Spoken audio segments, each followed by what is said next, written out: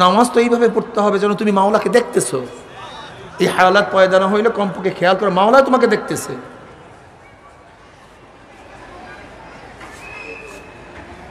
দেখবেন একজন অন্ধ জজের সামনে যখন দাঁড়ায় নত হয়ে দাঁড়ায়, হাত জোর করে দাঁড়ায়। যদি প্রশ্ন করেন অন্ধ তুই এরকম নত হয়ে দাঁড়াইছিস কেন, গুছুমুছু হয়ে দাঁড়াইছিস কেন, হাত জোর করে দাঁড়াইছিস কেন, তুই কি জজকে দেখোস? তখন অন্ধ কি জবাব দিবে? আমি অন্ধ, আমি জজকে দেখি না, কিন্তু জজ তো অন্ধ না, সে তো আমাকে দেখে। আমি অন্ধ, আমি জজকে, কিন্তু জজ তো অন্ধ না, সে আমাকে, কাজে তার সাথে আদৌ হয়ে দাঁড়ায়। আমি অন্ধ, আমি আল্লাহকে দেখি না, কিন্তু আমার মাওলা তো অন্ধ না, সে তো বান্দাকে দেখে। এই খেয়ালে নামাজ পড়ো। তোমার নামাজ ঠিক না, তোমার নামাজ হচ্ছে না। ইমাম বুখারী রাহমাতুল্লাহ চরিত্র কি ছিল? একদিন সফররত অবস্থায় ছিলেন, একজনের সাথে পরিচয় হতে হতে বললেন জাহাজের মধ্যে আমার কাছে 1000 আশরাফি আছে, 1000 আশরাফি আছে। এখন ওই ব্যক্তি চিন্তা করছে আশরাফিগুলি কীভাবে নেওয়া যায়। হঠাৎ চিল্লাচিল্লি শুরু করছে, চিল্লাইতেছে, ভিড় জমে গেছে, নাবিক আসছে, কিরে ভাই চিল্লাইতেছেন কেন?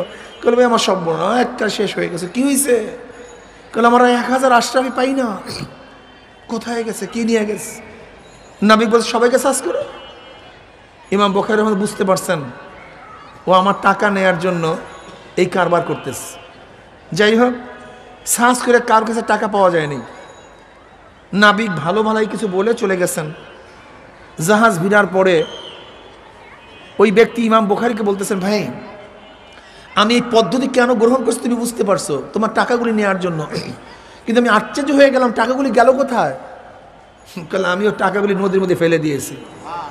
বলে বলো টলো কি 1000 আশরাফি নদীর মধ্যে ফেলে দিয়েছো? তার মানে? বলে শোনো আমি বহুত কষ্ট করে আস্থা অর্জন করছি ওলামায়ে কেরাম, আমার দাবি থাকবে তোলাবায়ে আযম, এই ঘটনা হৃদয়ঙ্গম করা, এই ঘটনা অনুযায়ী সামনে চলা। খুব খেয়াল দিয়ে কথাটা শুনি। ইমাম বুখারী জবাব দিলেন আমি বহুত সাধনা করে আস্থা অর্জন করছি, মানুষ আমাকে ভক্তি করে, শ্রদ্ধা করে, বিশ্বাস করে যে বুখারী একজন ভালো লোক। আল্লাহ না করুক আজকে যদি আশরাফিগুলি আমার কাছে পাওয়া যাইতো তাহলে কোনো মানুষের মধ্যে সন্দেহ সৃষ্টি হইতো যে ব্যক্তি ভালো না চোর, ব্যক্তি চোর ভালো না, আমার আস্থা সব ধ্বংস হয়ে যেত। কাজে আমার টাকার মহব্বত করি নাই, আস্থার মহব্বত করছি। ইমাম বুখারীর কিতাব পড়াই, ইমাম বুখারী নিজের পকেটের টাকা ফালাইয়া দিয়ে আস্থা ঠিক রাখছে, আর আমরা কি করি? অন্যের থেকে পয়সা গ্রহণ করে আস্থা ধ্বংস করে ফেলাই। বুঝেননি?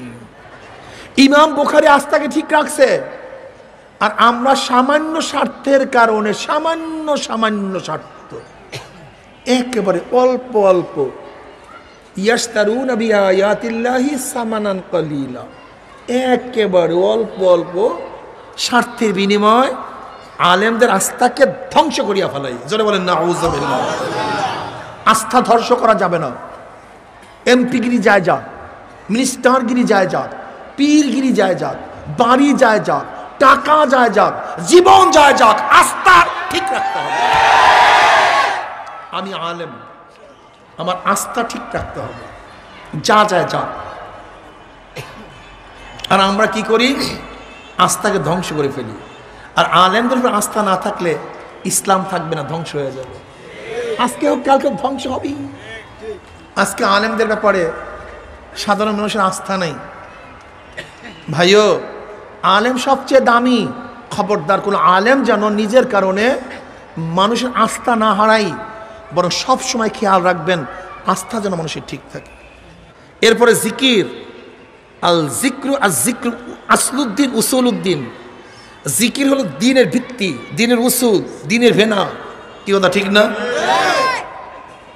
ইমাম বুখারী রাহমাতুল্লাহ আলাইহি তার হাদিসের কিতাবের মধ্যে হাদিস নিয়ে আসছেন, যে ব্যক্তি প্রতিদিন 100 বার সুবহানাল্লাহি ওয়া বিহামদিহি পড়বে। কি পড়বে ভাই? শুধু এতটুকু, সুবহানাল্লাহি অবিহামদি 100 বার পড়বে, সাগরের ফানা পরিমাণ গুনাহ হলে আল্লাহ সব মাফ করে দেবে। দুইটা কালেমা যা জবানে খুবই হালকা, আল্লাহর কাছে খুবই প্রিয়। হাবিবাতানে ইলার রহমান, কার কাছে প্রিয়? হাবিবাতানে মাহবুবাতানে। হাবিবাতানে ইলার রহমানের অর্থ কি? ইন্না কাইলুহা মাহবুবুন লিল্লাহি তাআলা, অর্থাৎ এই কালেমা দুইটা যারা পড়বে তারা আল্লাহর কাছে প্রিয় হয়ে যাবে। নিশ্চিত যারা এই কালেমা পড়বে তারা আল্লাহর কাছে প্রিয় হয়ে যাবে, আল্লাহর কাছে প্রিয় হয়ে যাবে। কালেমা দুইটা কি? সুবহানাল্লাহি ওয়া বিহামদিহি সুবহানাল্লাহিল আযীম। যেই ব্যক্তি শেষ হবে যিকরুল্লাহ ওয়াজাবাত লাহুল জান্নাহ, জিকিরের সাথে যার মৃত্যু হবে আল্লাহ পাক তার উপরে জাহান্নাম হারাম করে দেবেন, জান্নাত ওয়াজিব করে দেবেন। ওয়ান মুআয ইবনে জাবাল রাদিয়াল্লাহু তাআলা قال আখিরু কালিমাতিন ফারাকতু আলাইহা রাসূলুল্লাহ সাল্লাল্লাহু আলাইহি ওয়াসাল্লাম قلت يا رسول الله أخبرني بأحب الأعمال إلى الله عز وجل قال رسول الله صلى الله عليه وسلم أن تموت ولسانك رطب من ذكر الله سبحان الله। মুআয ইবনে জাবাল রাদিয়াল্লাহু ফরমান, এই কথা আমার নবীর সাথে শেষ, ইয়ামানে চলে গেছে। যাওয়ার আগে প্রশ্ন করলেন, ইয়া নবী আল্লাহ, আমাকে বলে দেন আল্লাহর কাছে প্রিয় আমল, সবচেয়ে দামি আমল, প্রিয় আমল কোনটা? আল্লাহ নবী বললেন, তোমার মৃত্যু এমত অবস্থায় আসুক যেন তোমার জবানের মধ্যে মাওলার জিকির জারি থাকে। এত সহজ, এত সহজ। ওই মৃত্যুর সময় জবানে জিকির জারি রাখা এত সহজ। এজন্য ইমাম বুখারী জিকিরের হাদিস দ্বারা শেষ করার কারণে তিনি ইঙ্গিত করতে চান তোমার মৃত্যু যেন জিকিরের দ্বারা হয়।